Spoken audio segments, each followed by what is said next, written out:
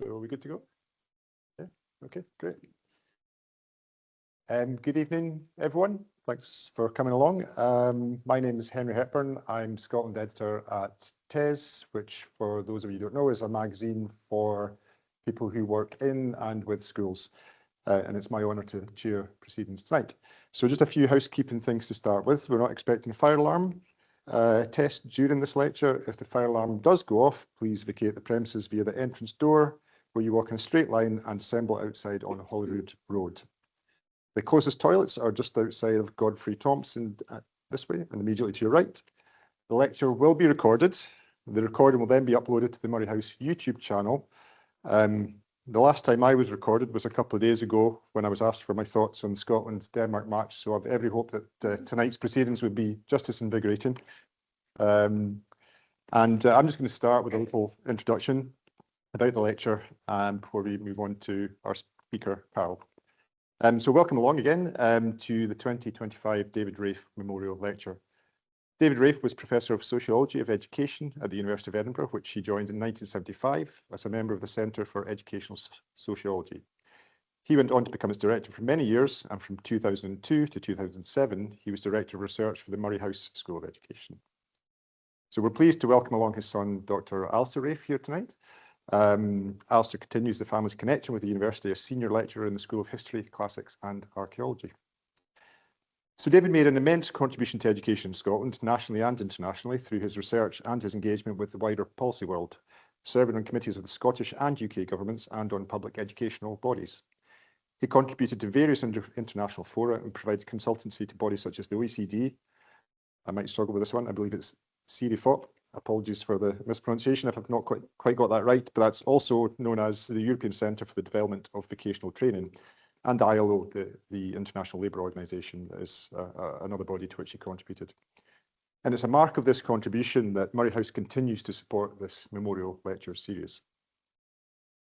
So the breadth of David's research was highly impressive. He studied secondary and post-secondary education, curriculum and qualifications reforms, credit and qualifications frameworks, vocational education and training, transitions to work and higher education.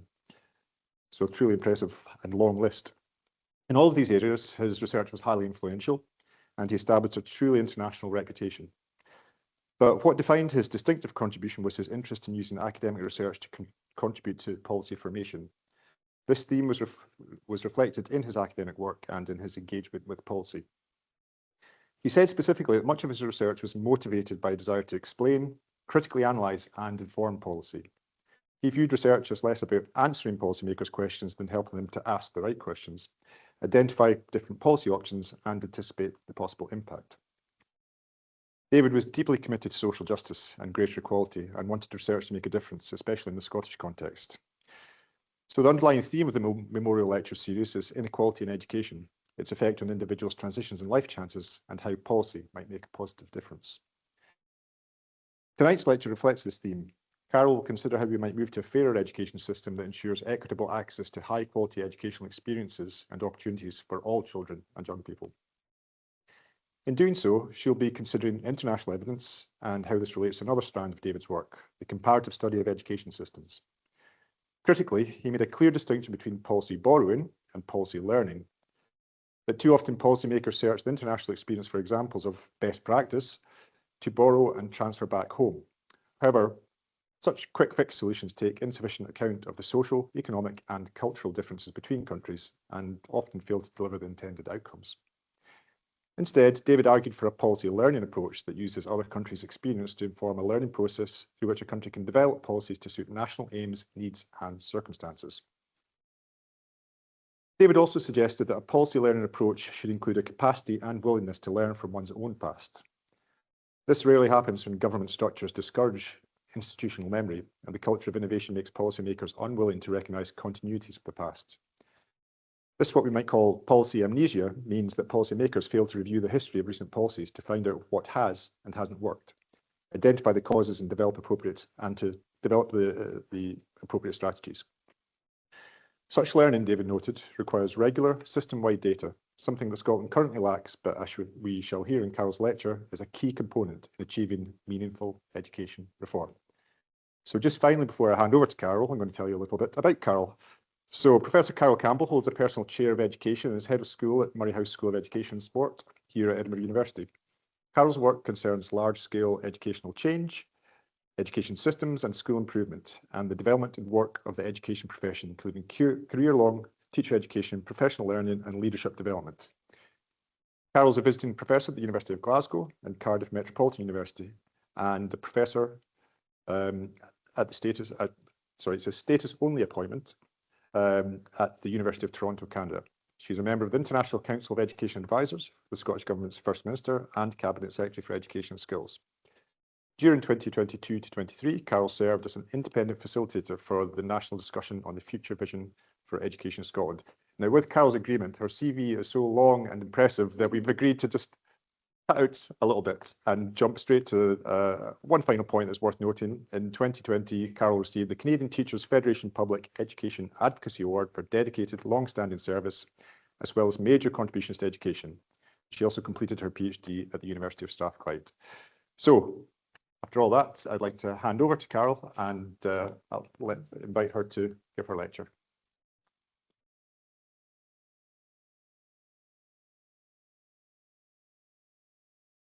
Thanks, Henry. And I'm just checking everybody can hear me online as well as in the room. Thank you for that warm introduction, Henry, and thank you for the invitation to be the speaker for this evening. And thank you to those of you who are here in person and to those of you who are joining online. If it's I think most of you look very familiar faces, but if anybody, it's your first visit to Murray House, a special welcome to you. But thank you all for being here. As Henry said, I'm going to talk about this theme of teaching and learning for educational improvement and equity. I work through a series of discussion points, and I'm going to draw on some international research. As you've heard, I lived and worked in Canada for a period of time, so I'm going to start in Canada, move through a few other countries, and end up in present-day Scotland, and weave together some of the strands from that work.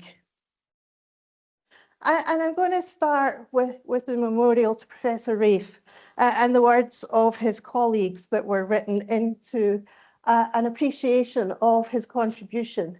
And this is with Kathy Howison, Ken Spires and Michael Young. Because obviously as head of school, I've been thinking about our role in supporting improvements in education through our research, our teaching, our service, advocacy, activism, advisory work, whatever ways. And this one really struck me as something that's really important, I feel, for those of us that work in universities, as well as the wider education system. David combined his conceptual insights with a deep commitment to social justice and believed that research had a vital role, indeed a responsibility, to rigorously examine the education, training and employment systems' attempts to extend quality. A primary role of research for him was to hold government and others to account. This was not an abstract idea for David. He frequently stated that the ultimate beneficiaries of research were the young people whose life chances were affected, for good or for ill, by government policies. He brought to policy research a combination of clarity of thought, a pragmatic and practical approach to using evidence to resolve problems, and a capacity for conceptual insight and intellectual integrity, the legacy of which we have in his published work. And to me, that is quite a contribution and quite a legacy, and something that I think that we should all think about as we think about our work in and for education. So there's obviously a lot that we could talk about. I'm going to focus mainly on school education today, but recognizing that's part of the trajectory from early childhood and beyond. But my own work is primarily in school education. And I'm going to talk about two big themes. There's obviously lots of themes, but these are the two that I'm going to focus in on today. High quality education for all, that is Sustainable Development Goal 4, as many of you will know. We still haven't achieved that around the world. We still have places where there's not access to education for everyone, or indeed access beyond primary education for some people. Now in Scotland, we of course have a fully comprehensive system, but we also need to think about the equity of access to quality learning processes and outcomes. So how do we support high quality education for all? And very concerning current evidence and urgent evidence that we're looking at a global crisis in the teaching profession. Less people wanting to be teachers, problems with retention of teachers, issues about workload and well-being. And I'll talk about that. How do we support our pupils and students? How do we support our teachers? So, Henry mentioned this. I'm going to draw on Professor Raffe's concept of policy learning and thinking what can we learn about education policies locally and internationally. So according to Raffe, policy learning refers to the science of policy learning. That is the process of drawing valid policy lessons from cross-national comparisons. So what can we learn? Learning from international comparisons in particular, but also from a country's own policy history, or from more effective flows of information between the context of policy and practice. And that concept of policy amnesia, I think, is an important one. So what can we learn from ourselves as well as from others? And this is distinct from borrowing, which many of you will be familiar with. It's not about borrowing policies, it's about learning from them. Policy borrowing involves searching the international experience for transferable best practice, whereas policy learning is for a wider range of purposes, including understanding our own system, by identifying common trends and pressures that affect all systems, and clarifying alternative policy strategies and issues. So learning, not borrowing. So I'm going to start with large-scale educational change, and then I'm going to work my way down to the classroom. I was going to start with large-scale educational change.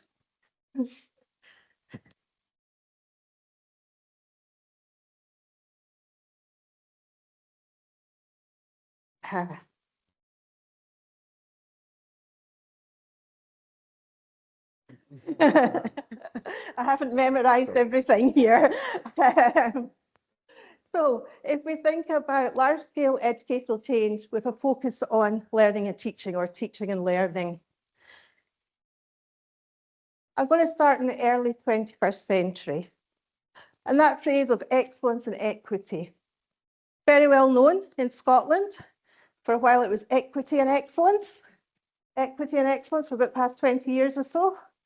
Cabinet Secretary's now made it excellence and equity. Ontario has excellence and equity. The OECD has excellence and equity. Lots of systems have excellence and equity. These are good concepts, but it can't become just a slogan. What does it actually mean? So I'm going to start in Ontario, because when I was talking to Kathy and Linda, they were interested in me drawing on some of my international experience and what we can perhaps learn from that. And if you're interested, this is one of my articles, Educational Equity in Canada. Ontario from 2003 to 2018 had a government that put education as its #1 priority. So I'm talking about that time period.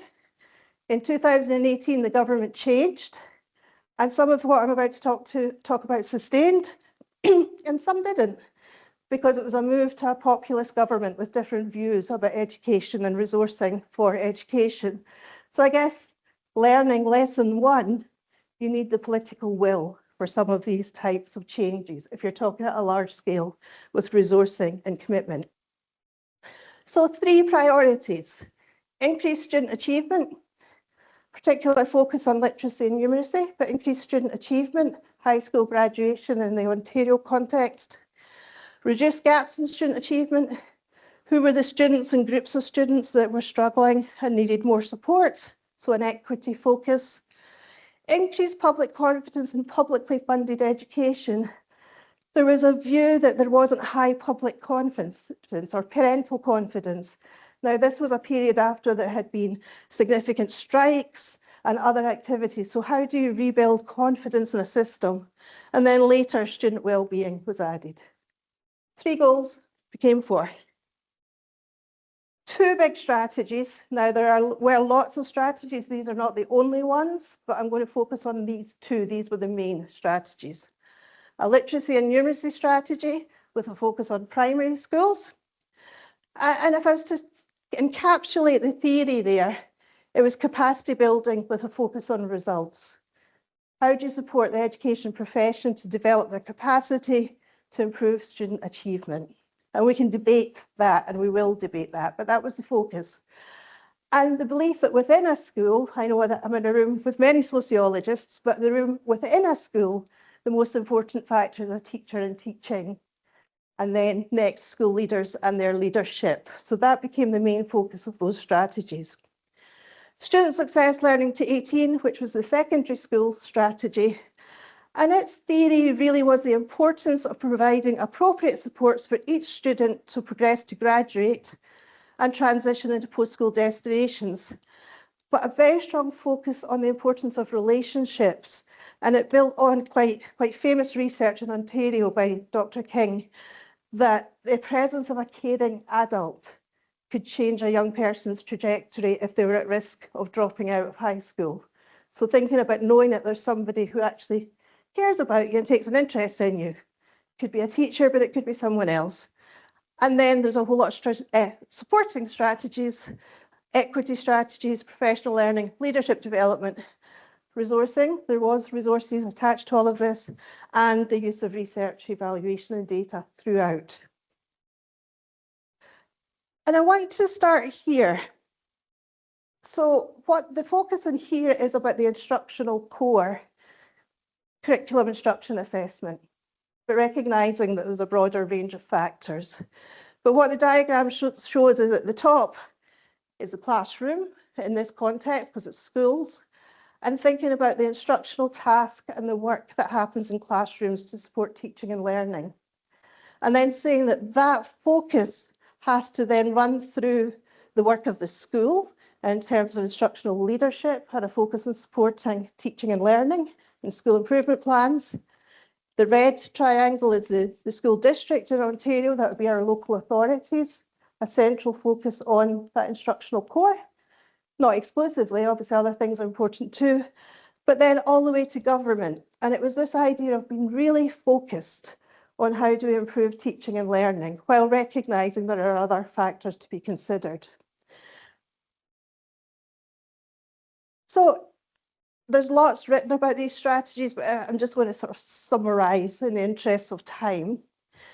Thinking about how school districts could support those goals of raising student achievement, reducing gaps in student achievement.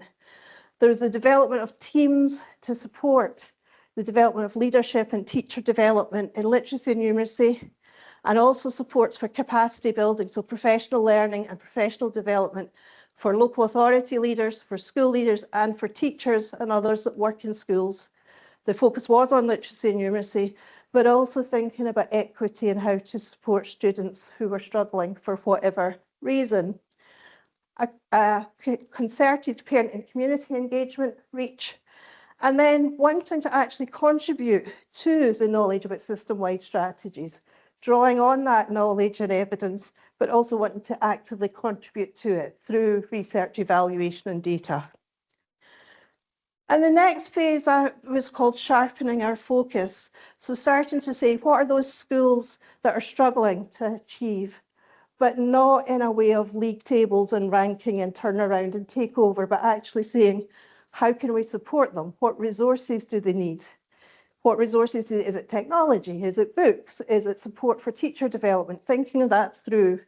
And then what we also learned in Ontario is you can only ask people to do so much so fast that there was a point at which we had to stop and just let time to consolidate and people to take on the learning and the development. And it's that knowing when to keep moving forward and when to just let people breathe and stop and deepen implementation.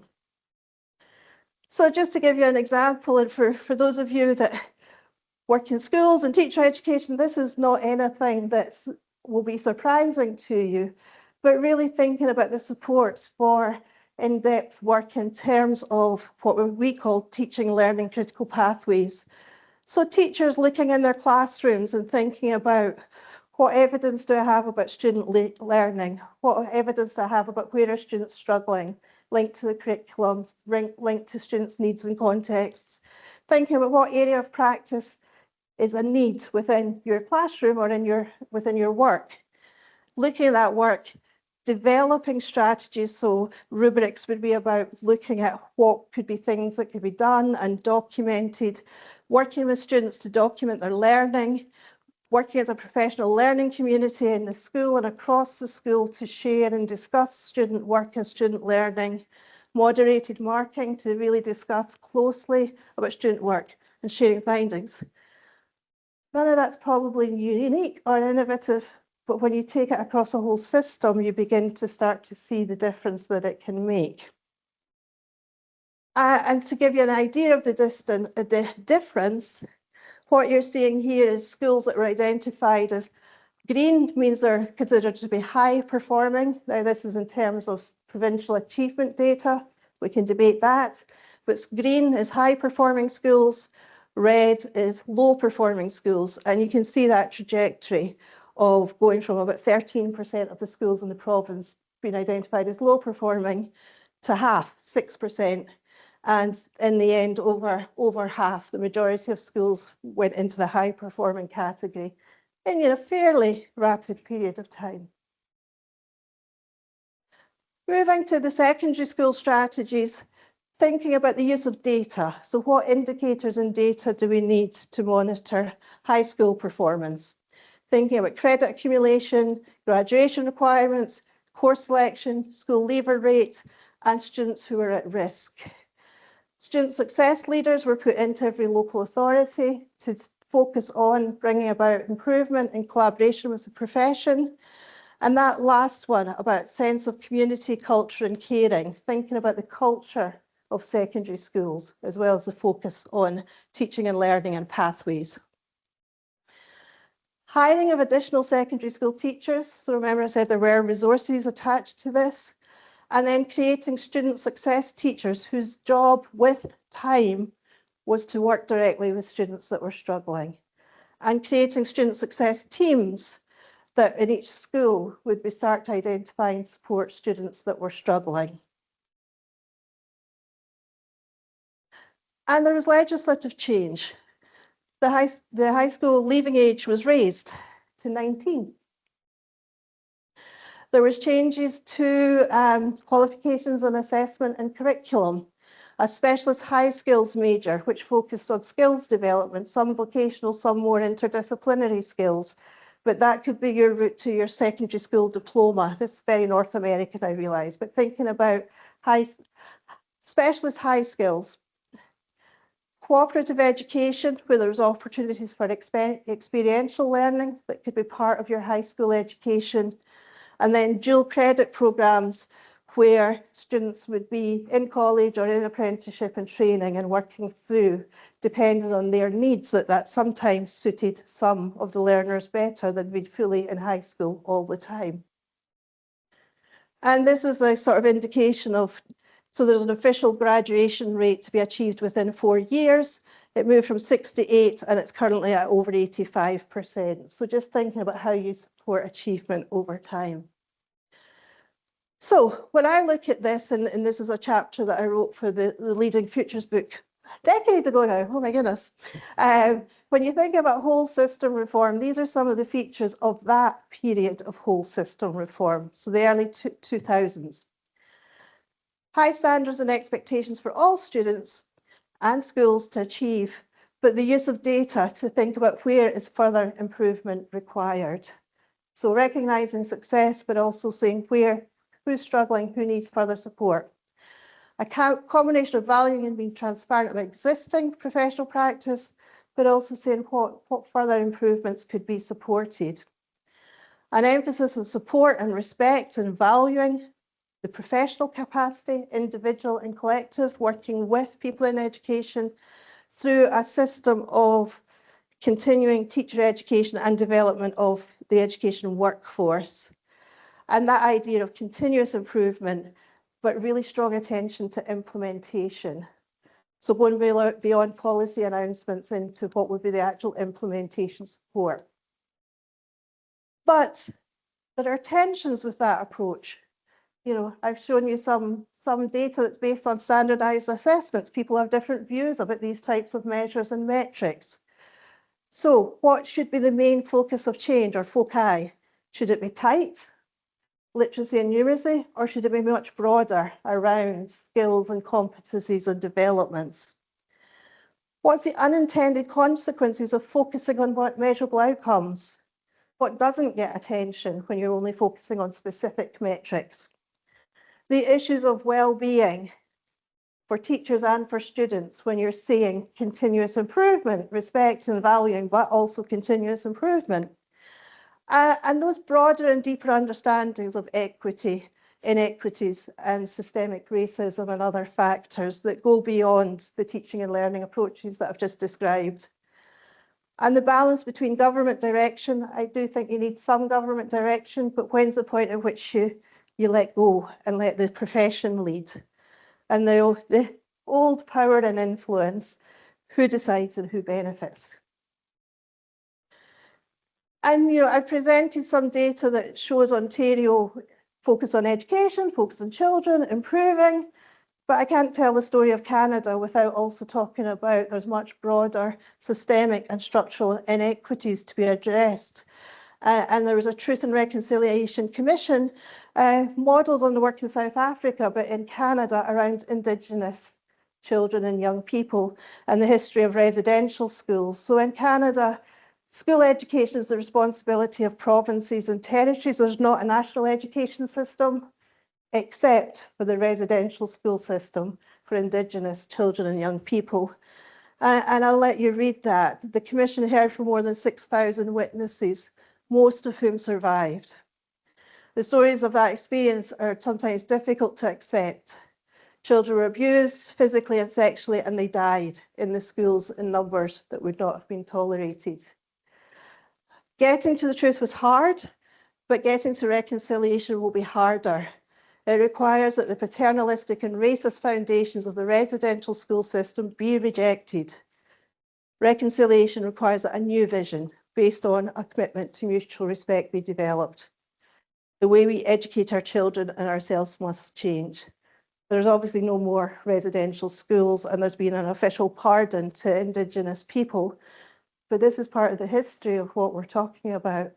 And it has a very long legacy, and there's continuing violence towards Indigenous women and children at the rate of a genocide. So we have to think about how we support these factors too. And Justice Murray Sinclair, who led the Truth and Reconciliation Commission, said, education is the key. Education got us into this mess, and education will get us out of it. Thinking about our role in education. So what do we think about large-scale change where we have these dilemmas and we have these debates? Now we've had a pandemic, and we start to think in different ways about the forces affecting children and young people and adults in our school system. So that idea of a more holistic development of children and young people. Here in Scotland, the commitment to the United Nations Convention for the Rights of the Child. So their rights, their voice, their agency, alongside academic achievement and success. You need both, it's not one or the other. The importance of schooling, but obviously learning happens everywhere. Online, in person, preschool, after school, around school. So thinking about all of these factors. Developing leadership throughout. You need leadership from teachers and education workers and everybody, but you also need government leadership that appreciates these things, or at least doesn't get in the way of it. Supporting people that work in education, that rebalancing of the governance of education, top down, bottom up, but how do we get to a more rounded system? And I'm going to talk now about the concept of a professionally led education system. So, what is this? What does it look like? What might it look like? What are the challenges? So this is based on a study that Philip accordingly led. I was responsible for Ontario and parts of Scotland. So you can see the countries there: Berlin, Chile, Kenya, Ontario and Canada, Scotland, Singapore and Sweden. And it was about looking at the work of teachers and their professional lives and what they said about their lives, what they hoped for, what they needed, what supported them, and what did not support them. And the recommendations were very much about the piece around career paths and teachers' lives, and thinking about how to support teachers in their career from initial teacher education throughout. I've spoken about system level improvements, but actually thinking about what is the potential impact on teachers' professional identities, their work, but also what they think about in terms of being a teacher and wanting to be a teacher, hopefully wanting to continue to be a teacher. And that's not always clear in policy. Policies come down, but thinking about what are the implications here for teachers and other people who work in education.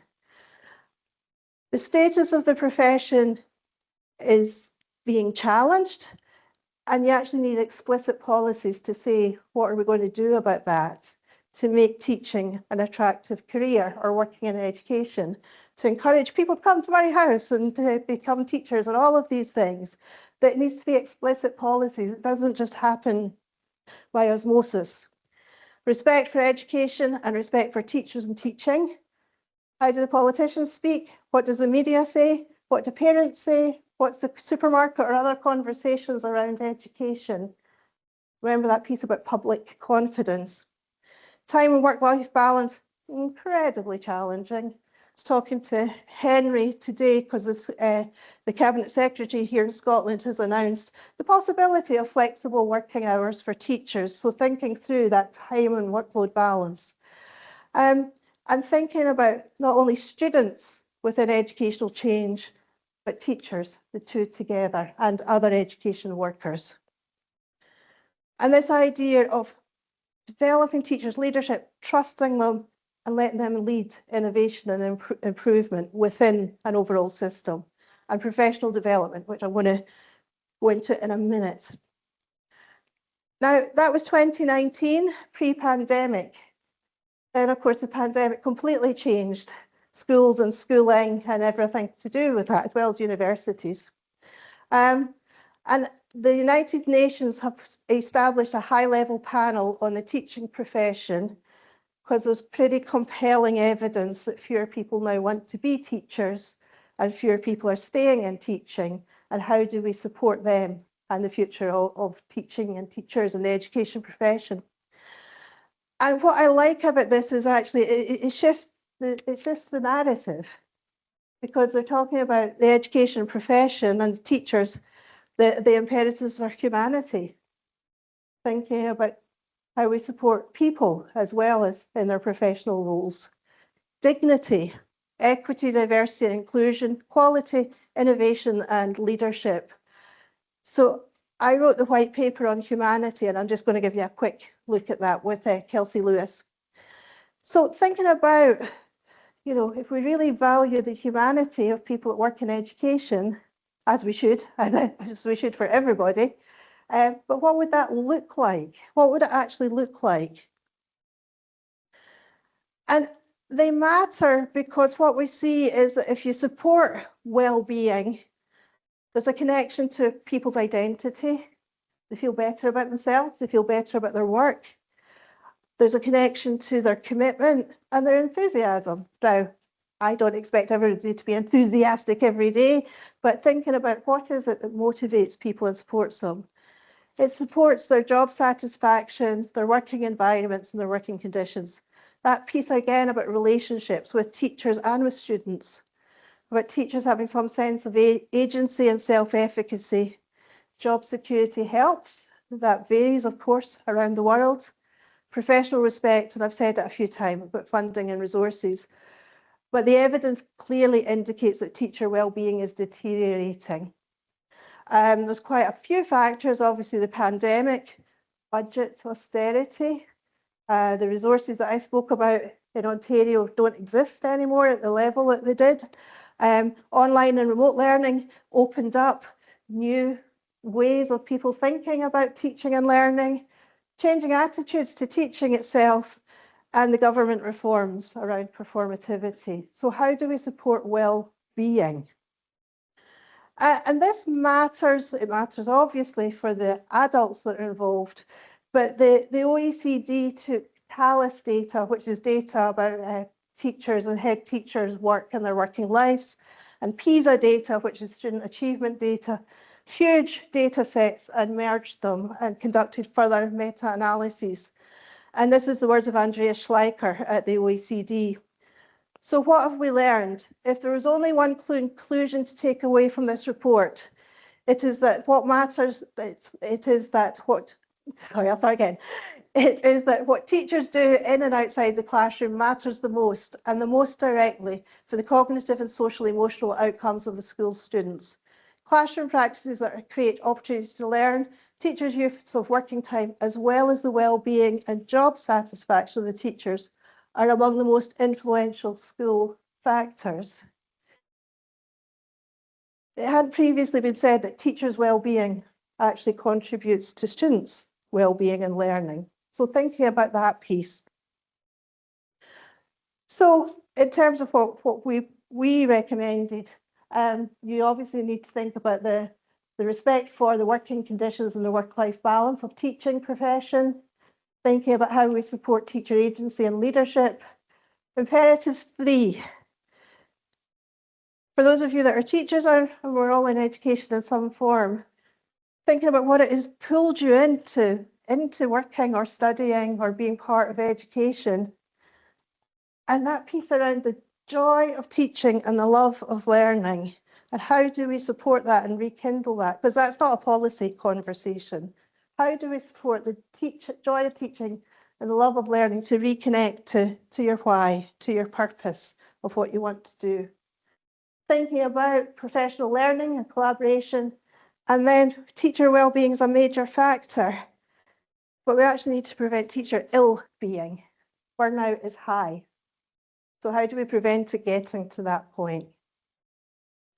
So my sort of next segue is, how do we support the profession, but connect it to classroom practice for improved student learning? So professional learning and student learning. So I'll take you back to this slide.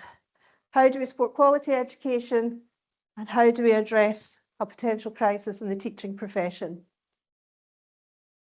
Well, professional learning comes up again and again and again as an important thing, whether it's for improvement, achievement, well-being, professional identities, so the professional learning piece.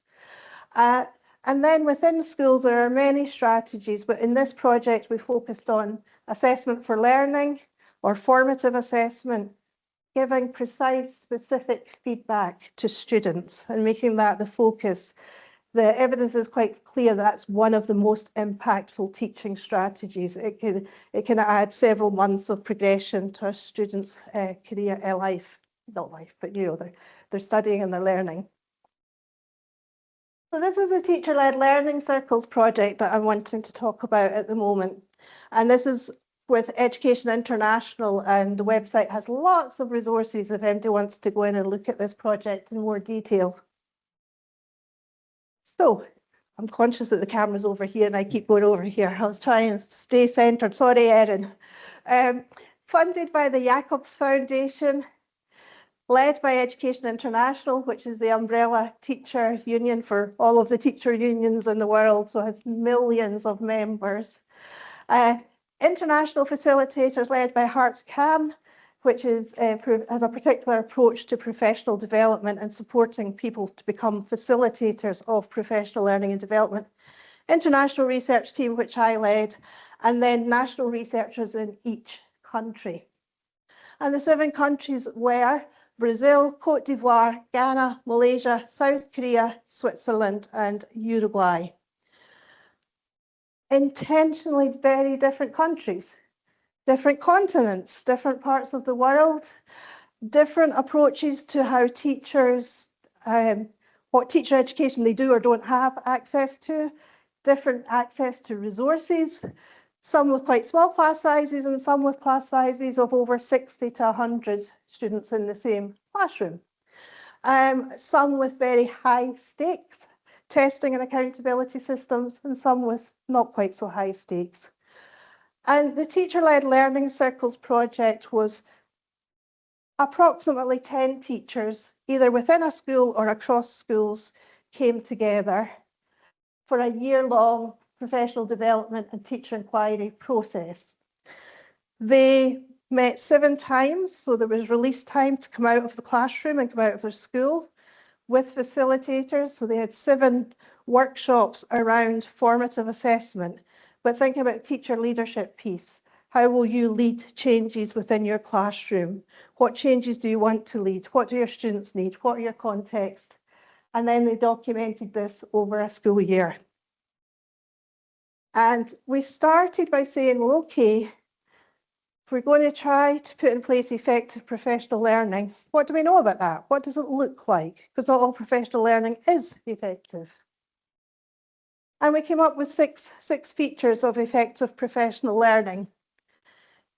Linked to teachers' identified priorities for their work to support students' needs. Differentiated for teachers because of their changing contexts, their career experiences, their work, all of these pieces. Provides useful research and practice informed quality content. So content matters because we talk about collaboration and professional learning, but content also matters. Active professional learning that is collaborative as well as individual. There's resources and leadership support for professional learning. And the idea of teacher leadership in this project, in the words of David Frost, was non-positional. It's not that you suddenly become a formal leader. It's that it's part of your professional practice. And Dong Nugent and colleagues wrote about leadership as a process of influence, collaboration and trust within and beyond the classroom, and focused back on instruction. So how do we support teachers in this work? And then on the formative assessment piece, we drew on the work of Lysgat, O'Leary and Ludlow over in Ireland, who have 4 key strategies for assessment for learning or formative assessment. Clarifying, sharing or co-constructing learning intentions and success criteria with students. So learning intentions. Engaging in self and peer assessment practices to promote community learning with student ownership in learning and learner agency. Leveraging questioning and classroom discussion to deepen student learning and provide in-the-moment feedback, and providing ongoing feedback to close the gap between where the student is and their learning goals are. Now, in the report, if you want, we give more details of each of these 4 strategies, but I'm not about to read them all to you this now, but there's more detailed, and the work was focused in on these detailed practices around how to develop learning intentions, the success criteria, what does it look like, how to support the work, and thinking about that. And similarly, for the use of questioning, some of the strategies that can be used to provide feedback through questioning and discussion. Engaging in self and peer assessment. Across the countries, this was the least developed area. Other areas were more common, but actual peer assessment, students collaborating on their own feedback and discussion, was less common. And then providing ongoing feedback. So a whole set of strategies. Our research framework's there if any of you want. There's survey instruments and all sorts of things if you would like to use any of that. And it was a full range of a pre-survey, a post-survey, teacher codification framework was where teachers said, here's what I think is a practice that I've tried, and here's what the evidence is around it, and that sort of piece. So it was sharing practices. Local union representatives, facilitators, and researchers were interviewed and surveyed, and each country produced their own case study report. So what did we find? Well, we found that effective professional learning for our project, we saw progress in the features that I identified earlier, except was supported by school leaders. So for me, the learning there is that teacher leadership really matters, but if you don't bring on board school leaders as well, that can be a challenge because you need support within your school as well as beyond. And the pieces that seemed to matter most was being about linked to your own priorities to support your students' learning, and about differentiation and about relevant content. We saw changes in formative assessment with statistically significant increase in teachers' confidence in a formative assessment.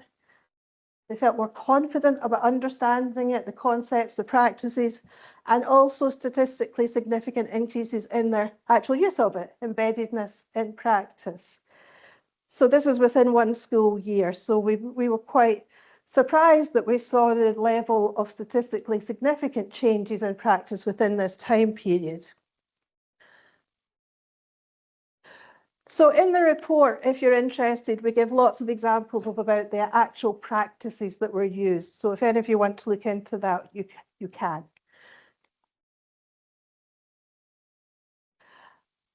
These are reported benefits. Now, we did not look at student data and we didn't interview students. So these are reported by the teachers and the people involved in the projects. But they spoke about improvements in learning, progression, students' confidence, their agency and their achievement.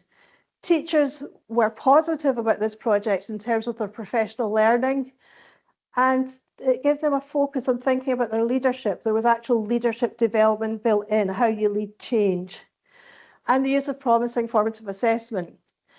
But there were also benefits for parents or guardians or caregivers, because they were now getting clearer feedback on their child or their family learning, clearer communication and differentiated support. So thinking about the piece around how you bring that together. Technology, you ask, or maybe you didn't, some of you might. What's the role of technology? We've got this far without talking about artificial intelligence or digital technologies and all of these pieces. Well, remember the countries that we're working with. At the start of the project, almost 37% of teachers did not have any access to a Wi-Fi or to devices. And by the end of the project, it's actually got up to 42% of the teachers. Then teachers that reported consistent Wi-Fi and each student has a reliable device went from 12.6% to nearly 19%. And everybody else was in the middle of access, but not necessarily one device or particularly reliable. So what we saw was when technology was being used, it could be really useful. There's lots of apps and platforms and resources to document learning online, or even just recording your learning and all of those pieces. It could be really useful, but it wasn't essential because we saw similar type, non-technology based similar types of approaches in the other countries. So it led us to think the key really here is what's the practice? And then what technology or resource do you have to put it into place? So when we look across this, we see the importance of teacher-led and student-focused professional learning, differentiation through teachers' needs and contexts linked to their students' needs and context, content, quality, practical and relevant content, things that teachers can use. Active and collaborative professional learning, remember these were circles, so there was discussion within the circles, there was discussion within the schools, resources matter, and leadership support matter in terms of the culture that you're working in and returning to. We segmented the assessment strategies into 4 areas. All the researchers in the room will know we could then survey on them and pre and post survey and do lots of things with that. But the reality was that they were really highly interconnected. I mean, if you're having a group discussion, there'll be questions and there'll be feedback and there'll be peer support and there'll be teacher questioning. We saw, as I've just said, these had to be adapted for the local context that they were being put in place in. Technology piece, it needs to be intentional. So it's not just about having group work, it's about the scaffolding of how you talk about learning and questioning and evidence and discussion. And then we think about the benefit of linking to the professional learning to support teachers' confidence and their use of practices. So for those of you that are interested, there's a report on each country as well. These are all freely available on Education International's website. Scotland. I said I would end in Scotland in the current day. So I've taken you on a whirlwind around quite a few countries and pulled out some themes, but now I'm going to turn to Scotland. So I had the honour of being the co-facilitator of the Let's Talk Scottish Education, our national discussion back in 2022 and to 2023. And the big question was, what kind of education will be needed by children and young people in Scotland in the future, and how do we make that a reality?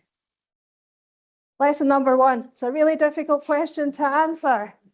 And we were supposed to have a 20-year vision, and nobody could think beyond Monday.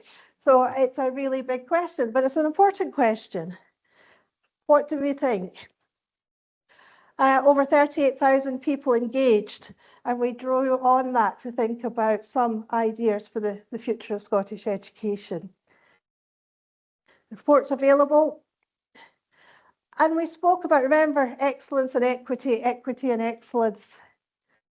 Nothing wrong with those concepts, but we thought maybe it was a time to have something different, just because a lot of people said it had become a bit of a mantra. So our suggestion was that Scottish education should be ambitious. Ambitious for the pupils, ambitious for the adults, ambitious for the system. It has to be inclusive. We have children and young people with a wide range of needs. Almost half of school-age pupils now have an additional support need, as well as other forms of diversity and equity and inclusion. But you can be ambitious and you can be inclusive, but you're not also supportive. It's going to be really challenging. So how do we make a hallmark of the Scottish education system to engage with children and young people and adults with the supports and progress they need? And we've set out a whole range of calls to action about learning, inclusivity and diversity, health and well-being, about a learning system, about digital futures, and we also spoke about people and relationships. I've got the slides. I'm not going to go through all of them, but just to give you a sense of what we were talking about. I will pause on this one because it connects to the theme of this lecture. All learners should have equitable access to high quality learning opportunities and experiences and flexible pathways linked to each learner's interests, needs and development and ambitions. And you see that piece about cultivating joy, thinking about the judgment of the education profession, but also curricular knowledge and support. Quickly run through these. But this is probably when Henry's going to ask me some difficult questions. The national discussion is one of many reviews of Scottish education. Now, it was a national discussion, so it's a bit different from a government review. It's not quite as tightly bounded.